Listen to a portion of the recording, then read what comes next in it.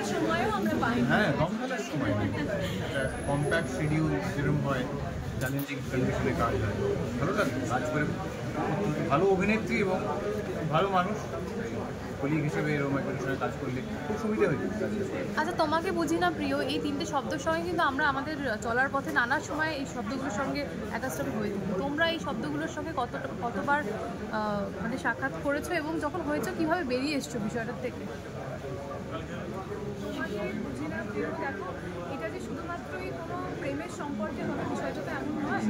মানে অনেক ক্ষেত্রে এটা মনে হয় যে আমার মাও হয়তো আমাকে বুঝতে পারছে না, তুমি বুঝতেই পারছো না আমাকে আমি কী বলছি। তো এটা আমাদের প্রত্যেকের জীবনে প্রতি মুহূর্তই হতে থাকে এবং এত কমপ্লেন করার কিছু নেই যে তুমি কেন আমাকে বুঝছো না। অবশ্যই হতে পারে যে কেন বুঝছো না তুমি আমাকে। তো এই গল্পটা সম্পূর্ণ একটা অন্য কারণে আমরা নাম দিয়েছি তোমাকে বুঝি না প্রিয়। অবশ্যই প্রেমের সম্পর্কে হয় যে তুমি আমাকে বুঝছো না বা আমি তোমাকে বুঝছি না, তার মধ্যে থেকে ভালোটা খুঁজে নেওয়া আমাদের উদ্দেশ্য। বাকিটা তোমরা গল্পটা দেখলে বুঝতে পারবে। তোমাকে এবং ইয়েকে বলতে দাও আর আরেক ক্ষেত্রে তোমাদের কেমন লেগেছে দুজনের একজনের সাথে কাজ করে? আমি যে বললাম এক্ষুনি, ভালো মানুষ, ভালো অভিনেত্রী, সাংঘাতিক ওয়ার্কে থেকে এরকম একজন যদি আমার বিপরীতে থাকে তো খুব সুবিধা হয়। Same actually it's a team work. মানে আমি একা ভালো কাজ করে যাবো, অন্যজন কী করছে সেটা একদমই নয়। আমরা যখন সবাই মিলে একসাথে ভালো কাজ করার চেষ্টা করি, কাজটা ডেফিনেটলি ভালো হয়। কোঅপারেশনটা না থাকলে ভালো কাজ হয়। আচ্ছা অর্জুনদা, আমি একটা প্রশ্ন করেছিলাম। হ্যাঁ, আমি একটা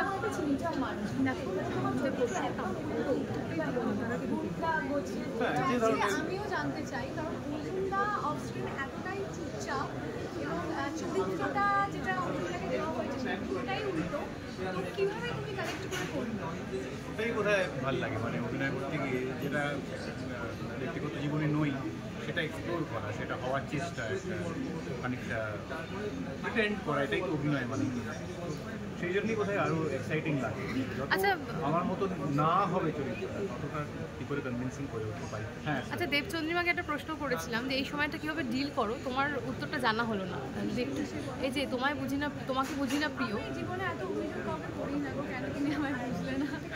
আমি নিজেকে বুঝতে পারি। ভালো ছিল তো, ভুল বোঝাবুঝি যে কোনো সম্পর্কে থাকে। না এটা তোমার ক্ষেত্রে থেকে বলো। আমাদের হ্যাঁ মানে আমরা তো ও বলেছে আমার পার্সপেক্টিভ একদম সেম উত্তর। কারণ শুধু প্রেমের সম্পর্ক তো নয়, ভুল বোঝাবুঝি স্পেশালি যাদের ব্যাপারে আমাদের কাছের মানুষ, পিপল উই কেয়ার অ্যাবাউট, তাদের সাথেই ম্যাক্সিমাম ভুল বোঝাবুঝি হয়। মানে বাইরের লোকের সাথে তো ঠিক আছে, মানে দুবার ঘুরে তাকাবো না, হয়তো অতটা ম্যাটার করবে। তোমাকে বুঝি না, সেটা প্রিয় হোক না হোক, সেটা মা বাবার সাথেও হতে পারে, বেস্ট ফ্রেন্ডের সাথেও হতে পারে, স্বামী স্ত্রীর মধ্যে তো হয়ই, অবশ্যই প্রেমের সম্পর্কে হয়তো একটু বেশিই হয়। তো এগুলো তো লেগেই থাকে, এগুলো তো হয়। এই যে বোঝা না বোঝার অঙ্কটা কি খুব কঠিন লাগে এই সময় দাঁড়িয়ে? মাঝে মাঝে তো কঠিন লাগেই, কিন্তু চ্যালেঞ্জ তো সব জায়গায় আছে। শুধু সম্পর্ক টিকিয়ে রাখা বা প্রেম ভালোবাসায় চ্যালেঞ্জ সব জায়গায় আছে। মানে পরিবারকে ছেড়ে কাজ করতে যেতে ইচ্ছে করে, বাড়ি থেকে বেরোতে ইচ্ছে করে, ওটাও ভালো।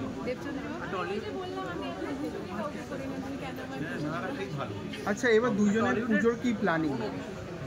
দুর্গা পুজোর প্ল্যানিং হয়তো পুজোয় করতে পারবো না, সেটা প্রচণ্ড কষ্ট। আমি আগে কখনো ভাবিনি যে এতটা নিজের ভাষা, নিজের শহর মিস করবো, কিন্তু প্রতি পদে করছি, পুজোয় সেটা আরও 10 গুণ করি। চন্দ্রিমাদি তোমার? আমি যুদ্ধ করে হলেও ছুটি নিয়ে আসবো। আচ্ছা, তুমি সরল একজন সাথী আর দেবচন্দ্রিমা একজন আলাদা, মানে আমি